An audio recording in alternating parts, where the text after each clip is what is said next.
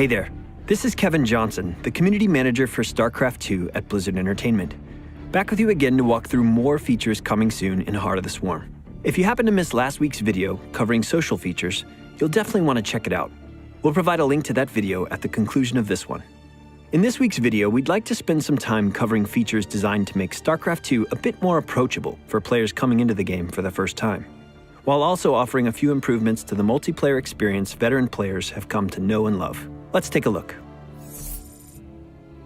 The path for growth as a StarCraft 2 player begins in the matchmaking menu. We have organized this interface to be as approachable as possible for new players, presenting a framework for skill growth as you move through the menu from left to right. The first stop for a new player will be our freshly added training mode. In training, you will be able to hone the basic skills involved in amassing an army for each of the 3 races in the game. As you play against an AI opponent, the game will offer small, reachable goals for the player to strive for and practice. Focus on achieving each of these goals and you should be successful in defeating your enemy. You will be able to choose from one of 3 stages in this mode that will govern the options available to you while building your army.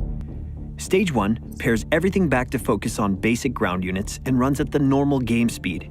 Build your base, generate a healthy economy, and defeat your enemy. Stage 2 will add more advanced ground units and up the game speed to fast. You will dive even deeper into the system surrounding production and upgrading your new ground units. In Stage 3, the game will unlock all of the available multiplayer units for your race, including air, and will play at the faster game speed.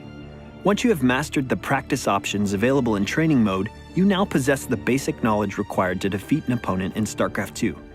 As the next step in your skill progression, you should consider moving on to our newly added Versus AI mode to test and hone your ability. The options in this mode are simple. Choose to play solo against the AI or with friends in 2v2 or 3v3 matchups. What also makes this mode unique from general AI matches found in Wings of Liberty is that we designed it to intelligently pair you with difficulty settings that align with your ability. You will no longer need to guess what difficulty you should be playing against.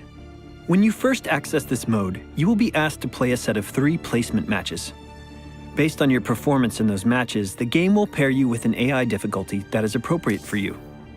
Continue to play and hone your skills in this mode, and you will begin to access the more challenging difficulty settings. There are numerous tiers of difficulty to the game, so there will be plenty of opportunities to take on a larger challenge.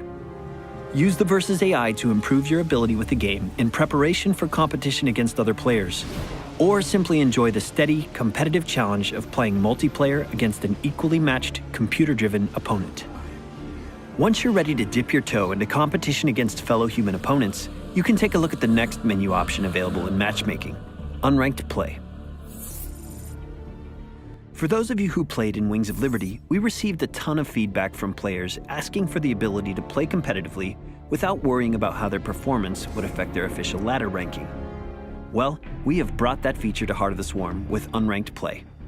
You can benefit from finding great games using our excellent matchmaking system without having to worry about being ranked on a ladder. If you have actually played ranked games prior to accessing Unranked, the game will use your rating in the ranked ladder as a starting point for Unranked.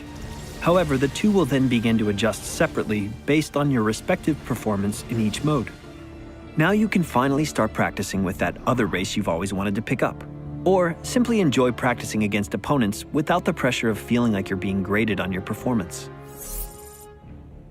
Of course, taking the far right position in the matchmaking menu is your access to ranked play.